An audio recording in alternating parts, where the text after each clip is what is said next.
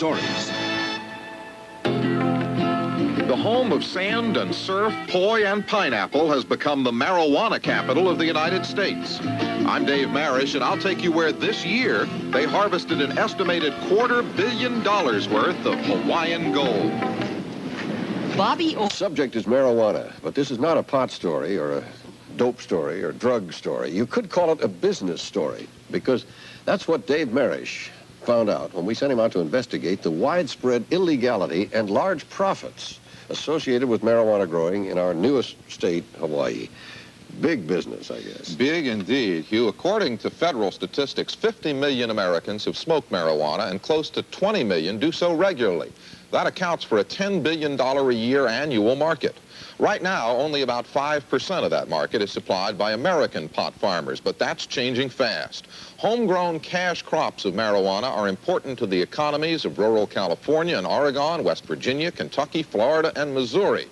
But by far the biggest profits are from the annual marijuana harvests out in our 50th state, America's island paradise. KUA, Honolulu. It's 8:23 in Hawaii, your homegrown station. We remind you that it takes the world's best taro to make the world's best poi. Taro grown in Kauai's lush green Hanalei Valley, the only kind used in Haleiwa strained poi.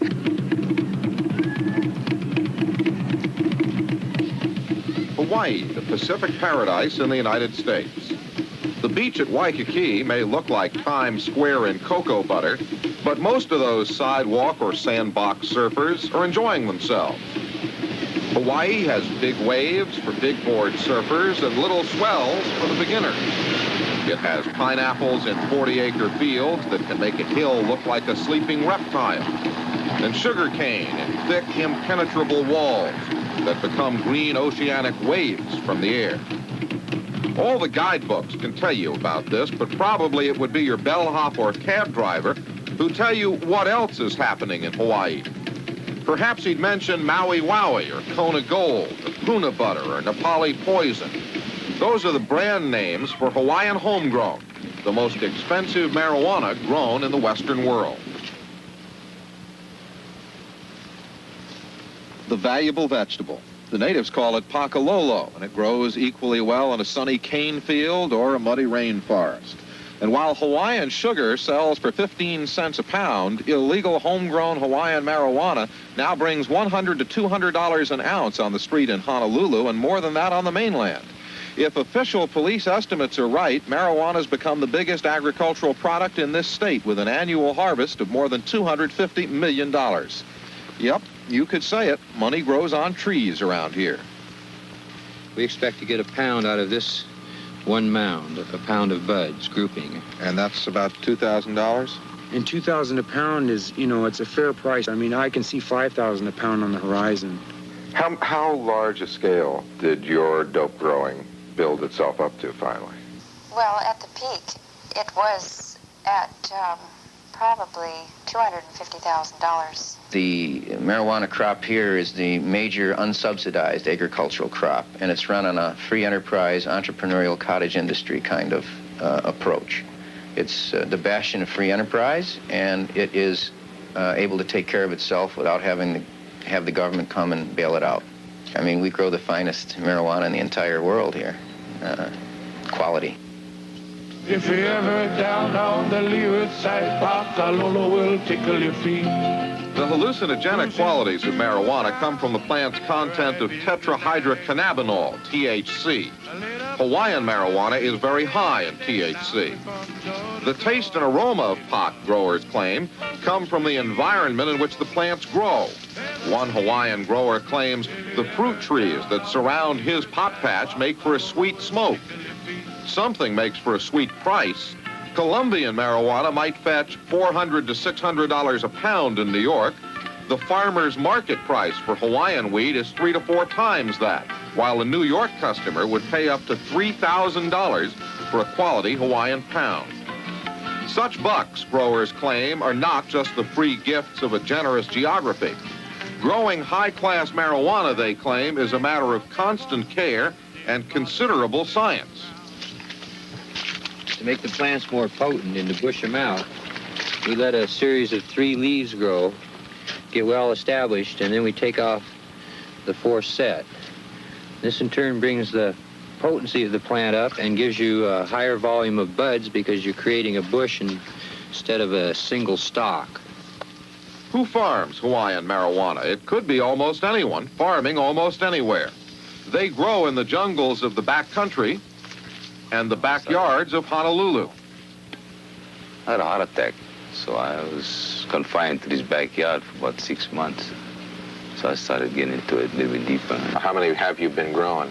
I don't know, it's hard to say, man. I grew quite a bit of weed in this backyard. A bit of backyard marijuana can supplement a small income. Bigger patches can support whole colonies of families. I came from California, Southern California, and I came over here for a vacation last year, and I haven't left. And I'm with my family, and I'm into buying some land pretty soon, and it's a whole new life for me. I studied law on the mainland. I'm not a dummy. I just got off on this. Another grower scene was cottage industrial. How many plants did you wind up tending? The most I ever took care of was about 150 plants. And how big a space does that represent? Where did you have 150 plants? We grew it indoors. In a greenhouse? Mm-hmm.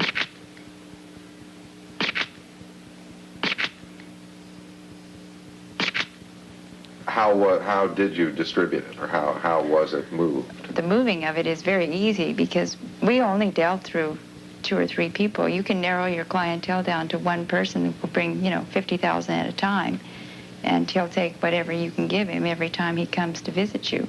And there's no problem finding No, they buyers come like to that? you. You don't have to go out knocking on any doors.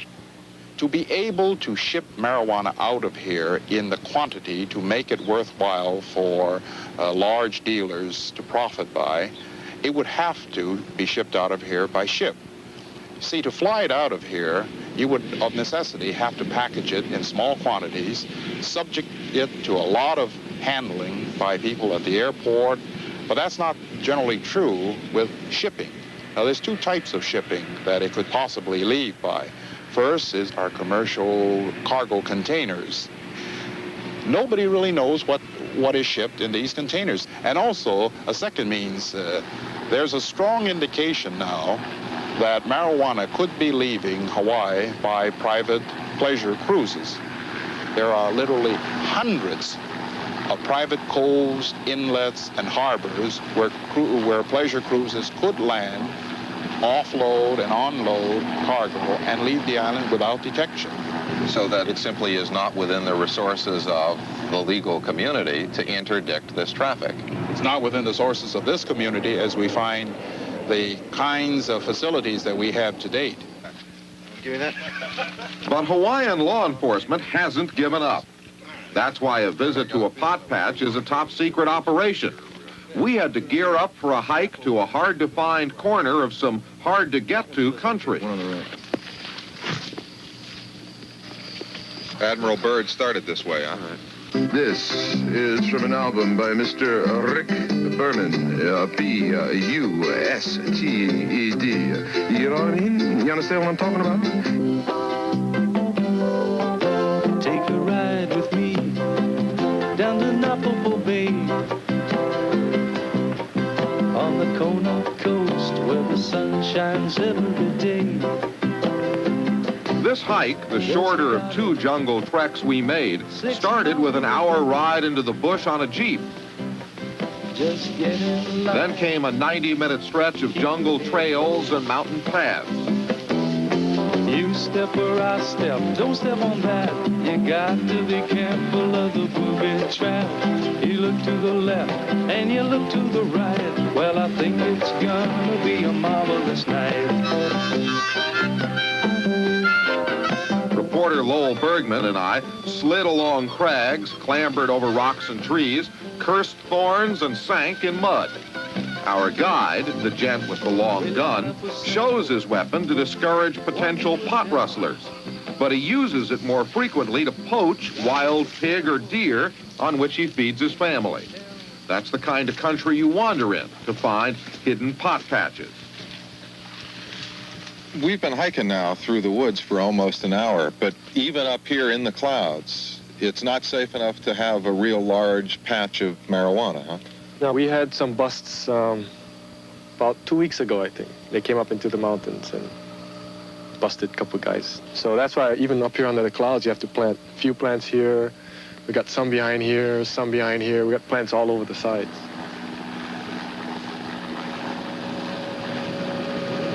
Neither clouds nor cover can completely shield marijuana from helicopter raiders.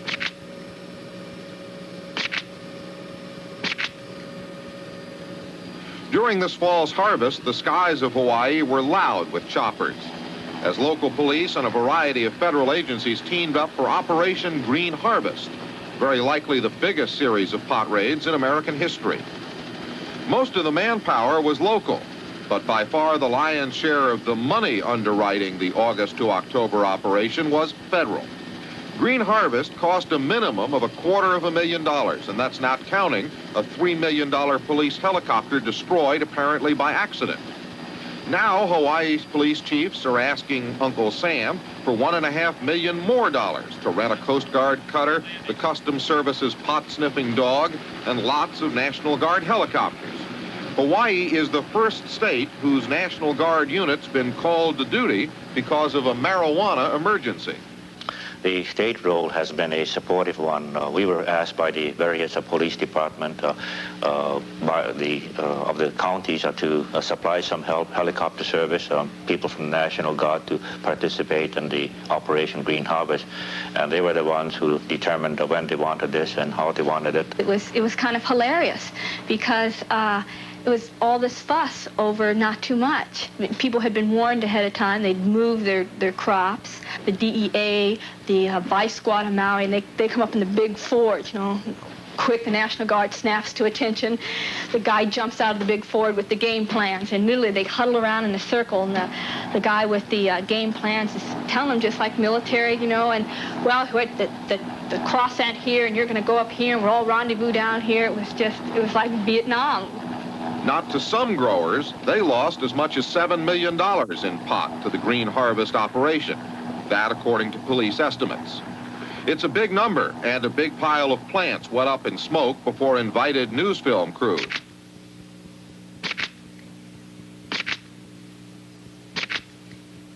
But what was the real impact of all this? Almost no growers were arrested. Almost all fields, police admit, were either replanted or moved to safer ground. Almost all pot farms and farmers are still in the business. How would you rate the success of Operation Green Harvest here? Well, I would say that we probably got about 20%, and that's being very optimistic. Left, face. Pistols, draw. So police enforcement has put few growers and few fields out of operation, but it has driven up the price of illegal marijuana. And the high prices and heavy confiscations, growers claim, may have produced a harvest of corruption. Sometimes, say sources close to the dope scene in Hawaii, confiscated marijuana will disappear only to reappear a few days later for sale on the street.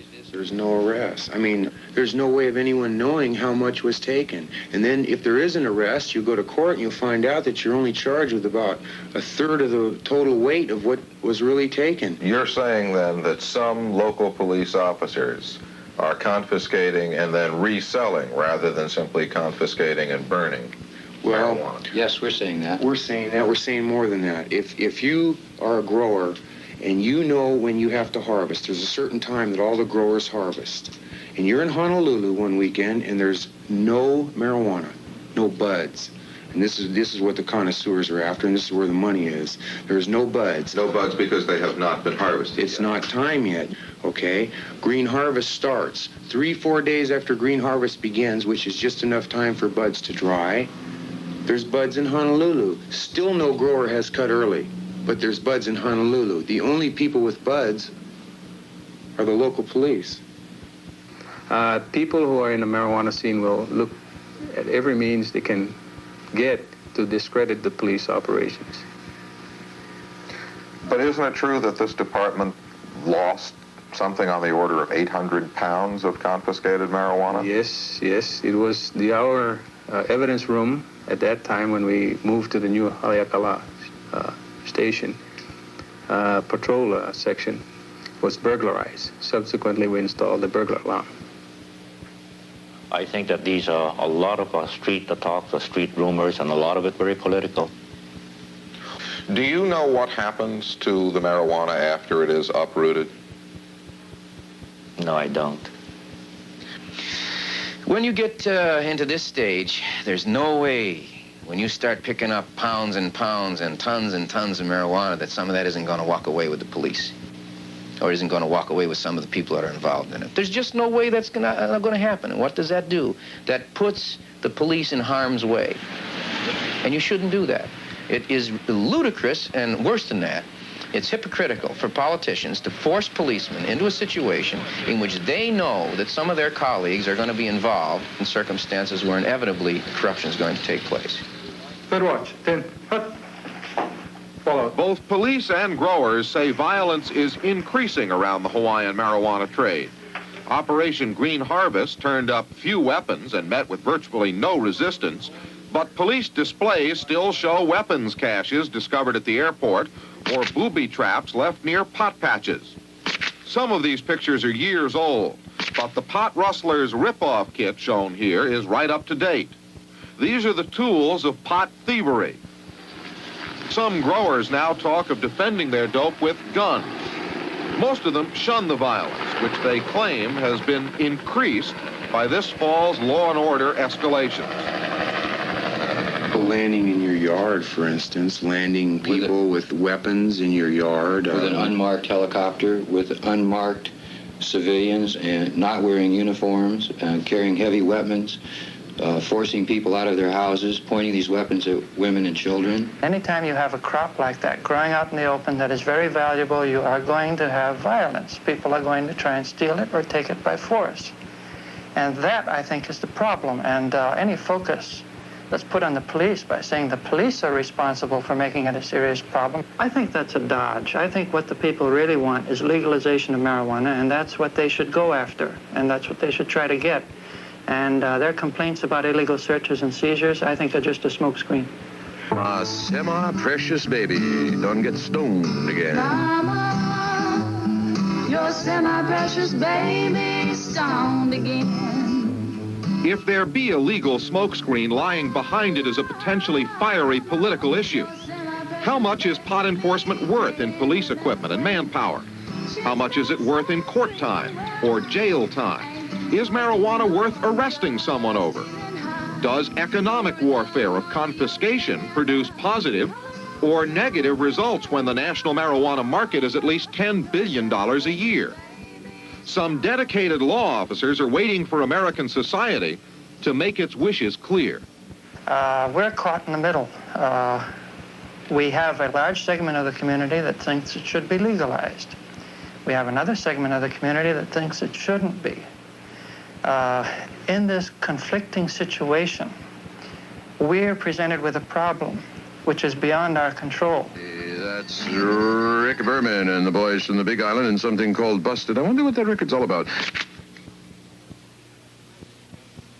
Let's say it again. Guy Paul is not the only police chief with this problem. Marijuana farming is a multi-million-dollar-a-year business in at least half a dozen mainland states, and that number's growing.